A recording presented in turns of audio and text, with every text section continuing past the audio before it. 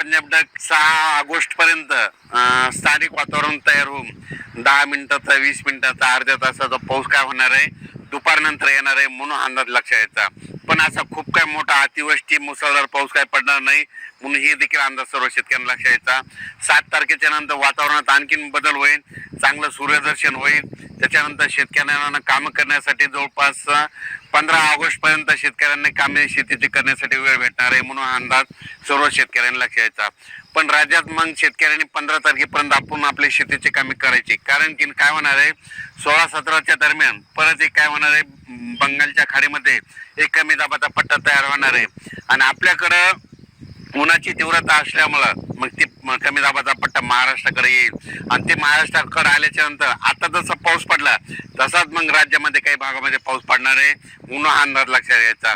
त्याचा व्हिडिओ आता आपण नंतर दिला जाईल, पण तोपर्यंत शेतकऱ्यांनी काय करायचं, 15 ऑगस्ट पर्यंत शेतीची कामे करून घ्यायला काय हरकत नाही म्हणून अंदाज देखील सर्व शेतकऱ्यांना लक्षात घ्यायचा.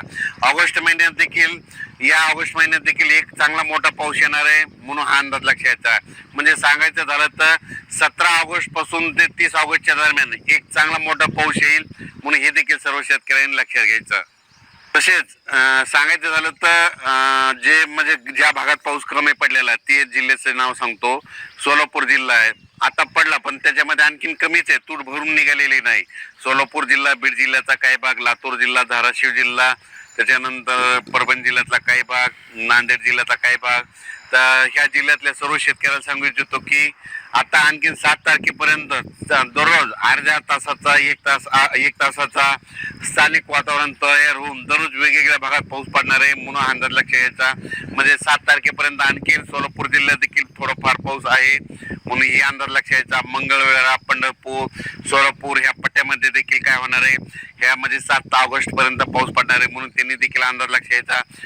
धाराशिव जिल्ह्यातल्या शेतकऱ्याला सांगू इच्छितो तुम्ही काय करा की 7 ऑगस्ट पर्यंत दररोज वेगवेगळ्या भागात तुमच्या वेगवेगळ्या तालुक्यात दुपारनंतर थोडा पाऊस येणार आहे म्हणून हा अंदाज लक्षात घ्यायचा.